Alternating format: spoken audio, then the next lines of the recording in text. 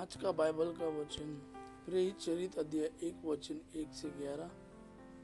दूसरा वचन संत पौलुस का एफिसियों के नाम पत्र अध्याय 1 वचन 17 से 23। और आज का सुसमाचार सन मत्ती के अनुसार अध्याय 28 वचन 16 से 20। प्रेरित चरित अध्याय 1 वचन 1 से 11। थियोफिलुस, मैंने अपनी पहली पुस्तक में उन सब बातों का वर्णन किया जिन्हें ईसा उस दिन तक करते और सिखाते रहे जिस दिन वह स्वर्ग में आरोहित कर लिए गए। उससे पहले ईसा ने अपने प्रेरितों को, जिन्हें उन्होंने स्वयं चुना था, पवित्र आत्मा द्वारा अपना कार्य सौंप दिया। ईसा ने अपने दुख भोग के बाद उन प्रेरितों को बहुत से प्रमाण दिए कि वह जीवित है। वह 40 दिन तक उन्हें दिखाई देते रहे और उनके साथ ईश्वर के राज्य के विषय में बात करते रहे। ईसा ने प्रेरितों के साथ भोजन करते समय उन्हें आदेश दिया कि वे यरूशलेम नहीं छोड़े, बल्कि पिता ने जो प्रतिज्ञा की उसकी प्रतीक्षा करते रहे। उन्होंने कहा, मैंने तुम लोगों को उस प्रतिज्ञा के विषय में बता दिया है। यूहन्ना जल का बपतिस्मा देता था, परंतु थोड़े ही दिनों बाद तुम लोगों को पवित्र आत्मा का बपतिस्मा दिया जाएगा। जब वे ईसा के साथ एकत्र थे तो उन्होंने यह प्रश्न किया, प्रभु, क्या आप इस समय इज़राइल का राज्य पुनः स्थापित करेंगे?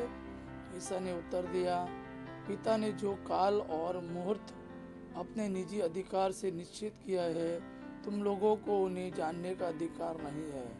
किंतु पवित्र आत्मा तुम लोगों पर उतरेगा और तुम्हें सामर्थ्य प्रदान करेगा, और तुम लोग यरूशलेम, सारी यहूदिया और समारिया में तथा पृथ्वी के अंतिम छोर तक मेरी साक्षी होंगे।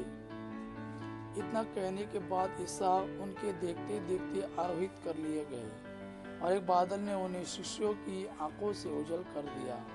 ईसा के चले जाते समय प्रेरित आकाश की ओर एकटक देख ही रहे थे कि उज्जवल वस्त्र पहने दो पुरुष उनके पास अचानक आ खड़े हुए और बोले, गलीलियो, आप लोग आकाश की ओर क्या देखते रहते हैं? वही ईसा जो आप लोगों के बीच से स्वर्ग में आरोहित कर दिए गए हैं, उसी तरह लौटेंगे जिस तरह आप लोगों ने उन्हें जाते देखा है। आज का दूसरा वचन संत पौलुस का एफिसियों के नाम पत्र अध्याय 1 वचन 17 से 23। महिमामय पिता, हमारे प्रभु ईसा मसीह का ईश्वर आप लोगों को प्रज्ञा तथा आध्यात्मिक दृष्टि प्रदान करे, जिससे आप उसे सचमुच जान जाए।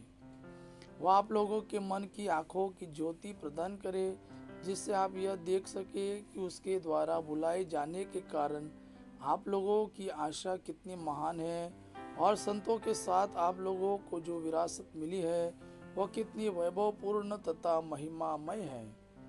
और हम विश्वासियों के कल्याण के लिए सक्रिय रहने वाले ईश्वर का वही सामर्थ्य कितना अपार है।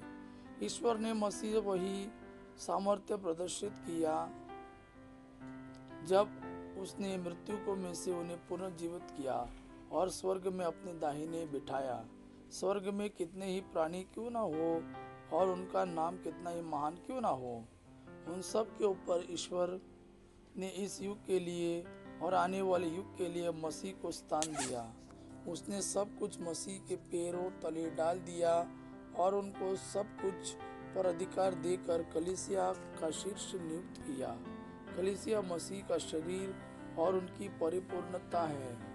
मसीह सब कुछ सब तरह से पूर्णता तक पहुंचाते हैं। आज का सुसमाचार सन्मति के अनुसार अध्याय 28 वचन 16 से 20। तब 11 शिष्य गलीलिया की उस पहाड़ी के पास गए जहाँ ईसा ने उन्हें बुलाया था। उन्होंने ईसा को देखकर दंडवत किया, किंतु किसी को संदेह भी हुआ। किसी को संदेह भी हुआ। तब ईसा ने उनके पास आकर कहा, मुझे स्वर्ग में और पृथ्वी पर पूरा अधिकार मिला है, इसलिए तुम लोग जाकर सब राष्ट्रों को शिष्य बनाओ और उन्हें पिता, पुत्र और पवित्र आत्मा के नाम पर बपतिस्मा दो। मैंने तुम्हें जो जो आदेश दिए हैं तुम लोग उनका पालन करना उन्हें सिखलाओ और याद रखो मैं संसार के अंत तक सदा तुम्हारे साथ हूँ। यह प्रभु का वाणी है। प्रभु को धन्यवाद। अब्बा पिता की महिमा और पुत्र यीशु का प्रेम आप पर सदा सर्वदा बना रहे। आमीन।